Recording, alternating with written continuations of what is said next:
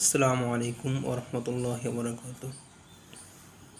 আমার মুসলিম ভাইয়েরা, আপনারা সবাই কেমন আছেন? আশা করি আপনারা সবাই ভালো আছেন। সামনে কুরবানির ঈদ। যারা কুরবানি দিচ্ছেন তাদেরকে আমার পক্ষ থেকে মুবারকবাদ জানাচ্ছি। আজকে কুরবানি যারা দিচ্ছেন তাদের জন্য গুরুত্বপূর্ণ একটি টপিক নিয়ে আমি হাজির হয়েছি। আর সেটা হচ্ছে যে যারা কুরবানি দেন, আমাদের মাঝে একটা রেওয়াজ, একটা নীতি প্রচলন হয়ে আসতেছে।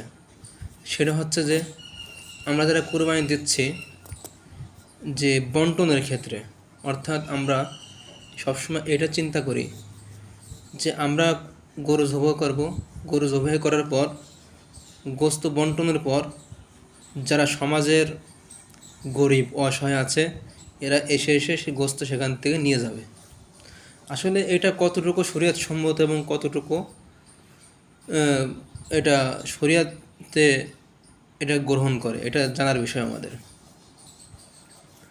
আসলে কুরবানি গোস্ত যারা আমরা কুরবানি করি, যারা গরু জবাই করি, এই গোস্ত কারা কারা পাবে? আল্লাহ তাআলা কোরআনের মধ্যে বলেন যে যারা কুরবানি দিচ্ছ তোমরা নিজেরা খাও এবং যারা অসহায় গরিব এদেরকে দাও, এবং যারা তোমাদের কাছে চায় না তাদেরকেও দাও। কিন্তু দেখা যাচ্ছে যে আমরা যারা কুরবানি দিচ্ছি গোস্ত বন্টনের ক্ষেত্রে শুধু আমরা নিজেরা পাচ্ছি, এবং যারা গরিব অসহায় এসে চেয়ে নেয় তারাই শুধু পায়, কিন্তু যারা চায় না তারা তো পায় না। তো এই জন্য আমাদের জন্য উচিত হবে, যারা চায় না, অর্থাৎ অনেক আপনি খুঁজলে অনেক পাবেন। প্রতিটা মহল্লায় যারা কুরবানি দিচ্ছেন আপনারা ভালো করে জানেন যে ওই এলাকায় কত গরিব, মানে গরিবের সংখ্যা কত, অসহায় সংখ্যা কত, যারা মূলত গোস্ত পাওয়ার হকদার তারা কতজন আছে। তা মনে করেন অনেক আছে যে তাদের আত্মমর্যাদা, তাদের সম্মান থাকার কারণে তারা এরকম মানুষের বাড়ি পরে গোস্ত আনতে যাবে, মানুষের বাড়ি পরে যাবে, এটা খুব খারাপ লাগে, তাদের আত্মমর্যাদা লাগে, এই কারণে তারা আসে না। যে মনে করেন শুধু তাই নয়, প্রতিটা মানুষেরই আত্মমর্যাদা আছে। যারা কোরবানি দিচ্ছেন তাদেরও আছে, যারা দিচ্ছে না তাদেরও আছে। তো এখন তারা গোস্ত নিতে আসার পরে অনেকে কী করে, আবার ফেসবুকে ছবি তুলে ফেসবুকে আপলোড দেয় যে আমি কোরবানি দিচ্ছি। আসলে এটা ঠিক নয়, কারণ যখন আপনি এটা আপলোড দিবেন তখন আপনার মনে করেন যে অনলাইন জগতে যারা আছে, আপনার সাথে সম্পৃক্ত যারা আছে সবাই এটা দেখবে।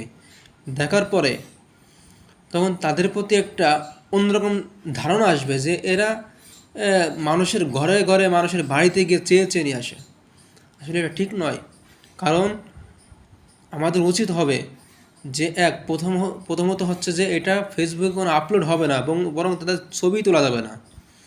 আর দ্বিতীয় নম্বর হচ্ছে যে যারা চেয়ে নিতে আসতেছে, যারা চায় আপনাদের কাছে, যারা কোরবানি দিচ্ছেন, যারা চায় তাদেরকেও দিতে হবে, এবং যারা চায় না, যারা আপনার নীরবতা অবলম্বন করতেছে, যারা আপনার ঘরের মধ্যে রয়েছে, আল্লাহর উপরে তাওয়াক্কুল করে যদি আসে আমরা খাবো, আর যদি না আসে তাহলে আমরা কি খাবো না।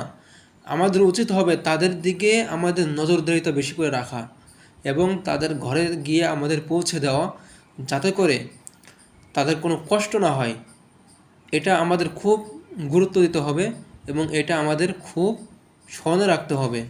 এজন্য আমি বলবো, বিশেষ করে আমাদের কালিয়া থানার মধ্যে যারা আমার এই ভিডিওটা দেখতেছেন, আমি তাদেরকে বলবো, আপনারা প্রতিটা মানুষ, আপনারা যারা দিচ্ছেন সবাই, গ্রামের মহল্লাবাসীর লোকজন যারা আছে সবাই আপনারা একত্রিত হন হয়ে আপনারা ওই এলাকার মধ্যে কতজন গরিব আছে, কতজন অসহায় আছে, আপনারা তাদেরকে একটা লিস্ট করেন। লিস্ট করে করে আপনারা সেই অনুযায়ী তাদেরকে বাড়িতে বাড়িতে গিয়ে দিয়ে আসেন, যাতে করে তাদের বাড়িতে, আপনার নিজের বাড়িতে আসা না লাগে, যাতে করে তাদের কষ্ট না হয়। এবং আপনি যখন দিয়ে আসবেন তাদের বাড়িতে, তখন কি তাদের কষ্টটা মানে কমে যাবে। তারা এরকম আপনার বাড়িতে আসা লাগবে না, এবং আপনাদেরও অতটা কি খারাপ লাগবে না, আপনাদেরও কষ্ট হবে না। তা আমি যে কথাগুলো বললাম, এই কথাগুলো আশা করি আপনারা সবাই মেনে চলবেন। আল্লাহ তাআলা আমার এই কথার উপর আমাদের সবাইকে আমল করার তৌফিক দান করুক। আমিন।